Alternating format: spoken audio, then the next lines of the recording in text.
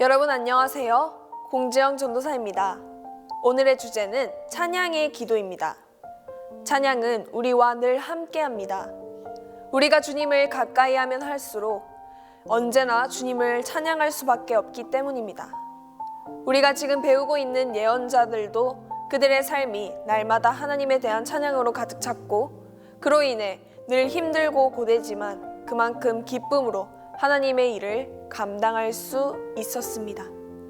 우리의 삶도 늘 하나님에 대한 찬양으로 흘러넘치길 바랍니다. 그럼 시작하겠습니다.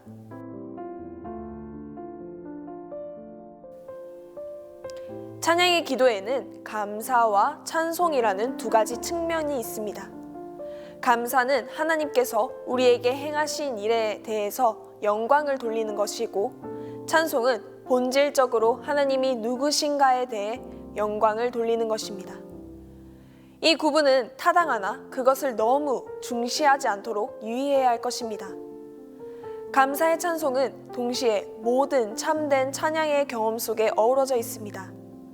구약 성경의 세계에는 감사의 언어로 가득 채워져 있습니다. 왕정시대의 다윗 왕은 제사장들을 선택하여 언약궤 앞에서 오직 한 가지 사명만은 감당하게 하였습니다.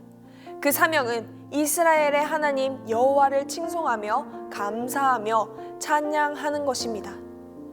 다윗은 레위 사람 중에 특별히 노래하는 사람들을 세워 여호와께 찬양하는 일만을 전담케 하였습니다. 예수님도 궁극적으로 감사의 사람이셨습니다. 그의 생애 밑에 기록된 서명이 있다면 그것은 천지의 주제이신 아버지여 감사하나이다 라는 기도였습니다. 바울도 역시 감사의 정신을 알았습니다. 내가 예수 그리스도로 말미암아 너희 모든 사람을 인하여 내 하나님께 감사함은, 분명히 성경의 증인들은 한 목소리로 말합니다.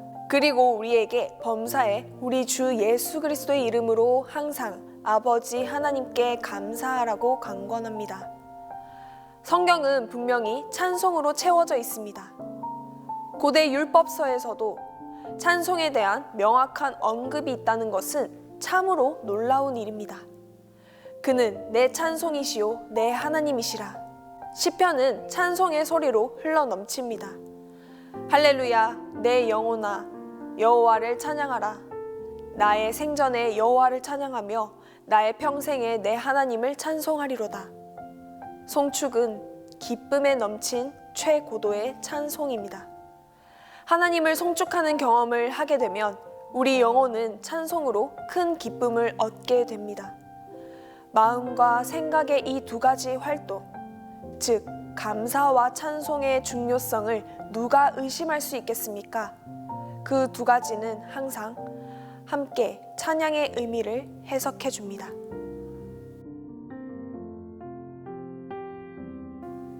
우리가 만일 하나님의 마음을 알 수 있다면 찬송과 감사를 더 자주 할 것입니다. 우리는 하나님이 너무 장엄하시고 너무 높으시기 때문에 우리의 찬양이 하나님께 아무런 의미가 없다고 생각하기 쉽습니다. 하지만 하나님은 무감각하신 분이 아닙니다. 하나님의 마음은 무엇보다 민감하시고 부드럽습니다. 아무리 무의미하고 작은 일이라 할지라도 하나님께서 간과하시는 일은 없습니다. 냉수 한 컵조차 하나님 눈에 눈물이 흐르게 하기에 충분합니다. 자녀에게서 시들어버린 민들레 꽃다발을 받아들고 감격에 겨워 자랑스러워하는 엄마처럼 하나님은 우리의 자그마한 감사의 표시에도 기뻐하십니다. 감사의 눈물로 예수님의 발을 씻겼던 여인을 생각해 보세요. 그 여자의 소박한 헌신의 행위가 주님을 얼마나 감동시켰습니까? 값비싼 향유를 아낌없이 예수님의 발에 부었던 여인을 생각해 보세요. 우리는 어떻습니까? 망설이고 있지는 않은가요? 주님의 못자국 난 손을 붙들고 다만 마음속 깊이 주님 감사합니다. 주님을 송축합니다. 주님을 찬양합니다. 라고 말하기만 해도 하나님의 마음은 기쁨으로 넘칠 것입니다.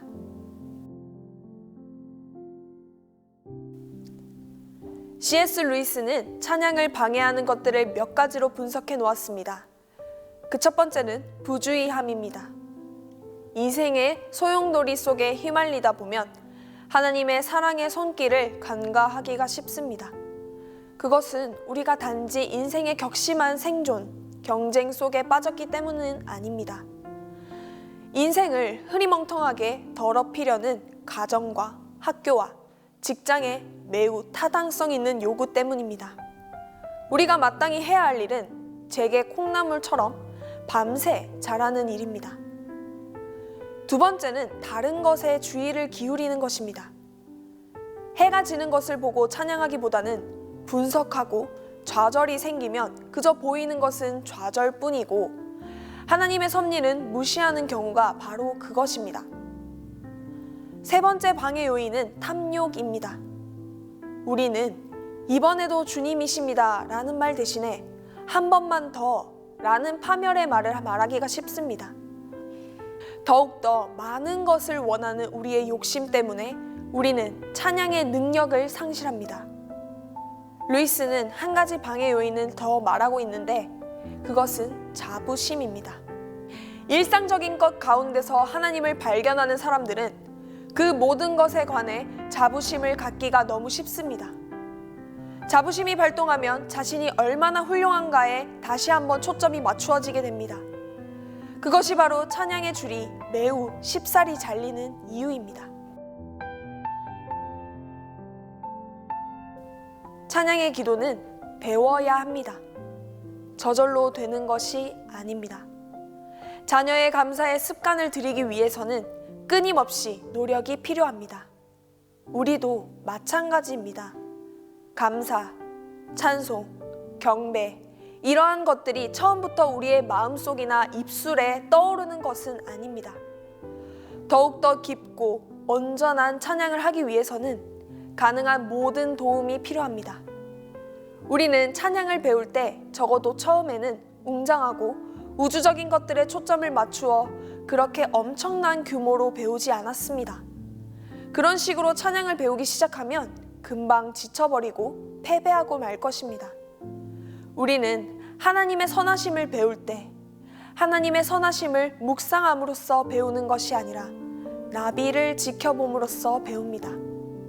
여기에 바로 제가 말하고자 하는 핵심이 있습니다. 먼저 땅을 기어다니는 작은 미물들에 관심을 가짐으로써 시작합니다. 그것들을 연구하거나 분석하려고 하지 말고 단지 새와 다람쥐와 오리를 지켜보기만 하시길 바랍니다. 시냇가로 가서 그 물을 땀이 흐르는 얼굴에 끼얹어 보세요. 그 순간 공해와 생태계의 모든 문제를 해결하려고 하지 마시고 그저 그 찬물을 느끼기만 하시길 바랍니다. 그 물속에서 먼저 하나님을 찾는다거나 감사한 마음을 가지려고 애쓰지 마세요. 그저 그 시원한 물이 피부를 적셔서 상쾌한 느낌만 들도록 하시길 바랍니다. 어느 정도 규칙적으로 이런 일을 하다 보면 즐거움을 속속들이 파헤치는 것이 아니라 실제로 경험하기 시작할 것입니다. 이렇게 되면 우리 안에 참으로 놀라운 일이 생깁니다. 처음에는 이러한 사소한 즐거움에 마음이 끌리다가 나중에는 그것을 뛰어넘어 그 즐거움을 주시는 분께 관심을 갖게 되는 것입니다. 그런 경험을 통해 우리는 다음 단계인 디딤돌이 감사의 실천으로 나아갈 수 있습니다. 여러분들께도 음식, 가정, 의복, 그리고 생명 자체에 대해 감사한 마음이 있을 것입니다. 그래서 우리는 더 많이 감사하게 됩니다. 하루 종일을 온전히 감사하며 생활해 보세요. 불평이 한 번 생길 때마다 10번 감사하고 한 번 나무라고 싶으면 10번의 칭찬과 병행하시길 바랍니다. 감사를 실천하다 보면 어느샌가 제발이라는 말보다 감사합니다 라는 말을 즐겨 쓰는 자신을 발견하게 될 것입니다. 지금까지 찬양에 대해 생각해 보았습니다. C.S. 루이스가 미미한 찬양이라고 한 유아 단계에서 시작했습니다. 그러나 우리는 하나님이 정하신 때에 하나님의 방법으로 영원하고 불변하며 보이지 아니하고 홀로 하나이신 하나님께 불강력적으로 찬양하지 않을 수 없게 합니다. 리차드 포스트는 우리에게 이렇게 권고합니다. 천사의 사역인 찬양에 전념하라. 가장 지고한 영들이 가장 지고한 일을 하듯이 우리가 하는 일이 지고하면 할수록 우리의 영도 더욱 지고해집니다. 찬양의 기도를 올려드리고 그 후에는 기도 시간이 있습니다. 늘 그랬듯 하나님과의 긴밀한 시간이 되시길 바랍니다. 감사합니다. 가장 높고 영화로우신 하나님, 나의 난처함이 어찌나 큰지요. 주님의 위험하신 임재 앞에 침묵이 최선인 것처럼 보입니다. 그러나 내가 침묵을 지키면 돌들이 소리 지를 줄 압니다. 하지만 내가 말을 해야 한다면 무슨 말을 해야 하겠습니까? 비록 아직도 더듬기는 하지만 나로 말하게 하시는 분은 바로 사랑의 주님이십니다. 주 하나님, 주님을 사랑합니다. 주님을 찬양합니다. 주님을 경배합니다. 엎드려 주님께 경배합니다. 은혜로운 선물에 감사드립니다. 변함없이 해가 뜨고 해가 지는 것, 경이로운 색깔들, 위로의 음성, 이것이 바로 주님의 선물입니다. 주님은 광대하십니다. 주님의 위대하심을 제가 수용할 수 있는 최대한으로 알고 싶습니다. 주님의 임재 앞에 끊임없는 경의와 쉼 없는 찬양으로 경배하도록 도와주시옵소서.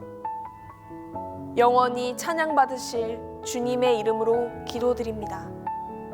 아멘.